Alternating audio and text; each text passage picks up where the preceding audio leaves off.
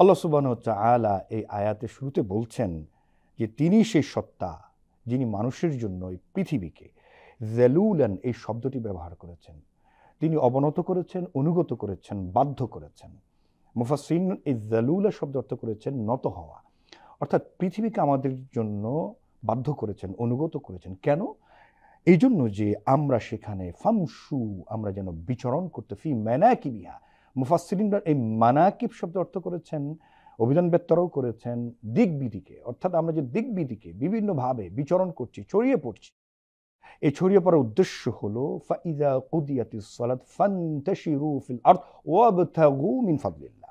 এই যে আমরা তাহলে আল্লাহ তাআলার পক্ষ থেকে রিজক আল্লাহ আমাদেরকে যা দিচ্ছেন সেই রিজক অন্বেষণের জন্য আমরা ছড়িয়ে পড়ছি। আল্লাহ বলছেন যে তোমরা যে দিকবিদিকে ছড়িয়ে পড়ছো এই যে রিজক অন্বেষণের জন্য এবং রিজক অন্বেষণ করছো, এটা কে দিচ্ছেন?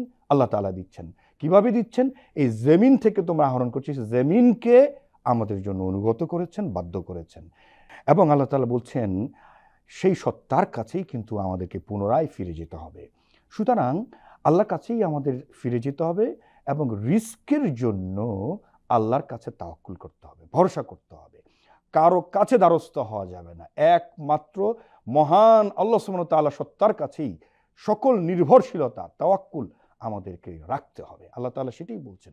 দেখুন, আল্লাহ রসুল সাল্লাল্লাহু আলাইহি ওয়াসাল্লাম তাওয়াক্কুল, আল্লাহর উপর যে নির্ভরতা রিস্কের ব্যাপারে এমন করে বলেছেন যে এই যে পাখিগুলি যখন সকালবেলা প্রত্যুষে খালি পেটে বের হয়ে যায়, কামা তারজুকুত তায়র, এই যে পাখিগুলি তাদেরকে রিস্ক দিচ্ছেন আল্লাহ তাআলা, তারা ইয়াগুদু হিসামান ও তারুহ বিতানান। আল্লাহু আকবার। রাসূল সাল্লাল্লাহু আলাইহি ওয়াসাল্লাম বলছেন এই পাখিগুলি যখন বেরিয়ে গেল খালি পেটে, বিকেলবেলা যখন তাদের নিরে ফিরছে তারা কিন্তু পেট ভরা অবস্থায় ফিরছে, কেউ আর ক্ষুধার্ত থাকছে না।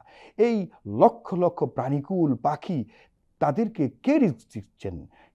সেই মহান আল্লাহ সুবহানাহু ওয়া তাআলাই কিন্তু ওমা মিন দাব্বাতিন ফিল আরদি ইল্লা আলাল্লাহি রিজকুহা, সকল প্রাণীর এই রিস্কের দায়িত্ব একমাত্র আল্লাহ তাআলার কাছে। সুতরাং এই নির্ভরতা, এই তাওয়াক্কুল, এই ডিপেন্ডেন্স একমাত্র মহান সত্তা আল্লাহ তাআলার কাছেই রাখতে হবে। আল্লাহ তাআলা সেই দিকে আমাদেরকে ইঙ্গিত করছেন।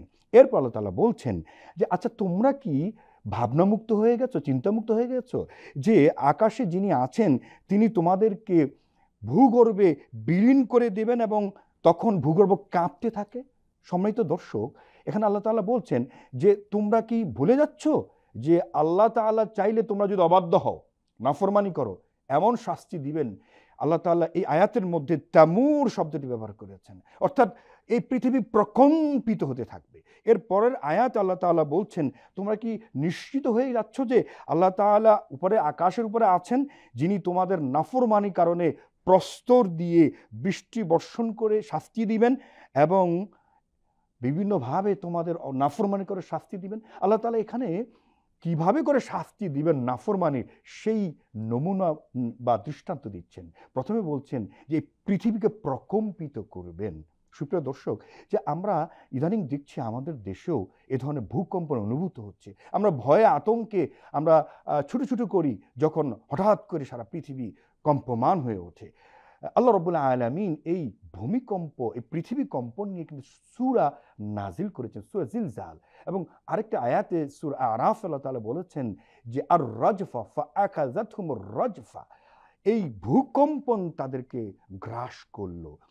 এই ভূকম্পন কাদেরকে গ্রাস করলো? প্রিয় দর্শক, এখানে আল্লাহ তাআলা একটা ঘটনার দিকে ইঙ্গিত করেছেন। হযরত সালেহ আলাইহিস সালাম যাকে পাঠানো হয়েছিল সামুদ জাতির জন্য, সেই সামুদ জাতি তার দাওয়াত কবুল করলো না, তার নাফরমানি করল, আল্লাহ তাআলার অবাধ্য হলো এবং সালেহ সাল্লামের অবাধ্য হলো, তার কথা শুনলো না। আল্লাহ তাআলা তাদেরকে শাস্তি দিলেন, এমন আযাব দিলেন যে আযাবে এমন ভূকম্পন সৃষ্টি হলো, এমন শব্দ হলো, বিকট শব্দ এবং ভূকম্পনে তারা ভূপতিত হয়ে আল্লাহ তাআলা বলছেন ফাআখাযাতহুমুর রাজফা, এবং তারা একেবারে বিলীন হয়ে গেল, ভূগর্ভের সাথে একবারে মিশে গেল। আল্লাহ আল্লাহ। প্রিয় দর্শক, এই হচ্ছে আল্লাহ তাআলার শাস্তির কিছু নমুনা। এবং আমরাও মাঝে মাঝে দেখতে পাই যে আমাদের দেশেও এই ধরনের ভূকম্পন অনুভূত হয়। প্রিয় দর্শক, এখনো সময় আছে, চলুন ফিরে আসি আল্লাহর দিকে, আল্লাহর নাফরমানি পরিত্যাগ করি, আল্লাহ তাআলা যেভাবে আমাদেরকে চলতে বলেছেন এবং আল্লাহ দ্রোহিতা থেকে বেঁচে থাকতে বলেছেন, সেভাবে করে যেন আমরা আমাদের জীবনকে পরিচালনা করি। তাহলে আল্লাহ তাআলা আমাদেরকে আকাশ থেকে যে শাস্তি, প্রস্তরখণ্ডের মাধ্যমে ধ্বংস হওয়া এবং ভূকম্পনে ধ্বংস হওয়া, সেখান থেকে আল্লাহ তাআলা আমাদেরকে রক্ষা করবেন। এবং বেশি বেশি এ ধরনের আযাব যখন আমরা আক্রান্ত হব, বেশি বেশি আল্লাহর কাছে সাহায্য চাইব এবং আল্লাহর রহমত চাইব এবং বলবো বিসমিল্লাহিল্লাযী লা ইয়াদুররু মা ইসমি শাইউন ফিল আরদি ওয়ালা ফিস সামাই ওয়া হুয়াস সামিউল আলিম। যেমন করে আমাদের রাসূল সাল্লাল্লাহু আলাইহি ওয়াসাল্লাম এই দোয়াটি শিখিয়েছেন যে আল্লাহ তাআলা যেন আসমানি এবং জমিনি সকল বালা থেকে, সকল বিপদ থেকে আমাদের এই মানব গোষ্ঠীকে, আমাদের এই জনপদকে, আমাদের প্রিয় মাতৃভূমি বাংলাদেশকে যেন সুরক্ষিত রাখেন। ওয়া আখিরু দাওয়ানা আনিল হামদুলিল্লাহি রাব্বিল আলামিন।